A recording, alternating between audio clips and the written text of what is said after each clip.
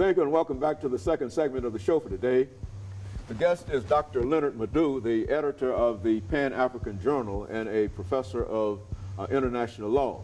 And of course, Dr. LMadu2, let's pick up where we left off the last time, dealing with the implications of Chinese economic expansion in Africa. I think you've already laid out the history of China-Africa relationships, but let's talk about the current kind of situation that we find dealing with that relationship. Yeah, you know, what is happening now is that because of China's growth, you know, economically, it needs more goods and services to feed and take care of 1.3 billion population. But of course, how did China get here, you know, to become such a preeminent economic power in such a short period of time? Since 1949. Exactly. Remember, the Communist Revolution was in 1949, and this is, you know, 2008.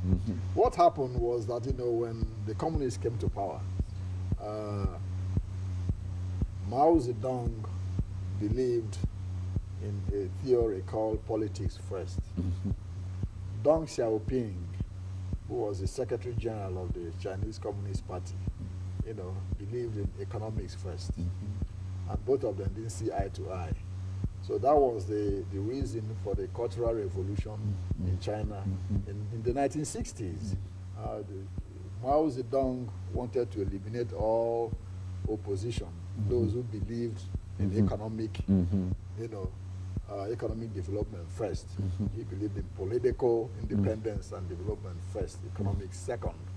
Deng Xiaoping and Liu Shaoqi believed in economics first. Okay. So when Mao Zedong died, you know, in 1976, he was replaced by a guy called Hua Guofeng. Hua Guofeng wanted to continue with the policies of Mao Zedong, but the supporters of Deng Xiaoping, you know, didn't want that to continue. So what happened was that they conspired against him, removed him from power, and returned Deng Xiaoping to power. When Deng came back to power, the first thing he enunciated was what was called the four modernization.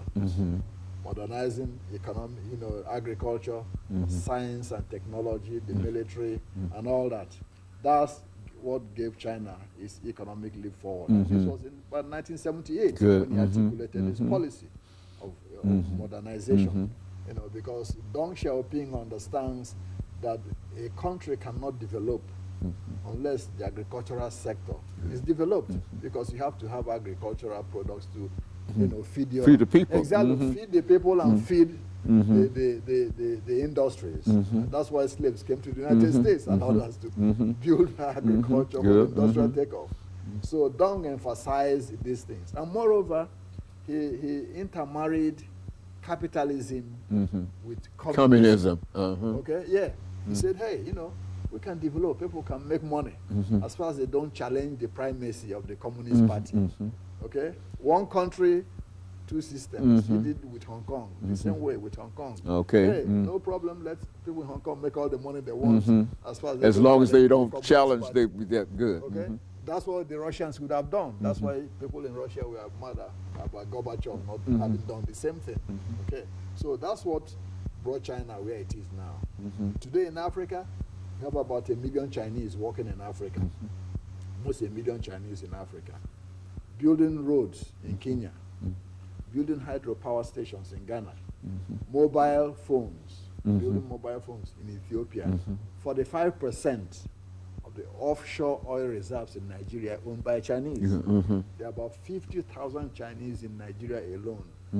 Much more than the British colonialists in Nigeria during independence. Okay? Today, trade volume between China and Africa is $59 billion. Third only to the United States and France. Okay? Good. China is Africa's third largest trading partner today, with about $59 to $60 billion in trade. Okay? And this is a large sum of money. The Tanzam Railway, that carries, you know, goods from the port of Dar es Salaam to Zambia and the rest, and copper from Zambia to the port in Dar es Salaam was built by the Chinese free of charge. So that they could get that, exactly. So they could get those products. Landlocked African countries can have access to the sea. That was when the Portuguese were in control in Mozambique. So in case they didn't allow, Zambia and Rhodesia to export through Mozambique, then they can go through, ship it through this. The Chinese did that, and free of charge. Now, in 2000, the first forum on Sino-African relationship was held, in Beijing, with over 48 African presidents attending. Before you normally have Franco-Africa Summit. Every year, France and, these African groups have a meeting. Now, China and Africans all get together. The first one was in 2000. The third one was in 2006. And in fact, after the 2006 meeting, President Hu Jintao of China said, hey, China is going to give African countries about $3 billion in grants and loans, and about $2 billion, in credits, export credits for them to, import Chinese goods. And so that's where the relationship stands today. You have about almost 10,000 Chinese medical personnel in Africa today. Doctors and nurses in Tanzania, in Zambia, in Mozambique, in Somalia, in Ethiopia. All over Africa. You name it, exactly. And in fact, the copper industry in Zambia now is controlled by the Chinese.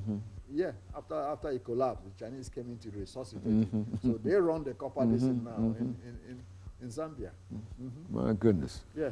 So their economic interest in Africa now is very extensive, and this is causing some problems and some anxieties, between the United States and France and Britain. I would imagine it should be high anxiety. Exactly, very high anxiety, because the Chinese most of the time give loans to African countries on basis that the United States and France could not. You see. And most of the oil now in the Sudan, in Nigeria, in Angola, in Gabon, France is, China is competing. Dr. Madu, let's make preparations for this this second commercial break. After we come back, we want to see if we want to deal with the implications of all of these things, because it seems to me that in view of all of the oil that's flowing and the relationship that we have with these other countries, that China really plays a very, very significant role, but nobody seems to say anything about the relationship between Africa and China, even though it's a very crucial kind of relationship. That's correct. And, That's correct. And of course, we'll be back with our audience following this very, very short commercial break.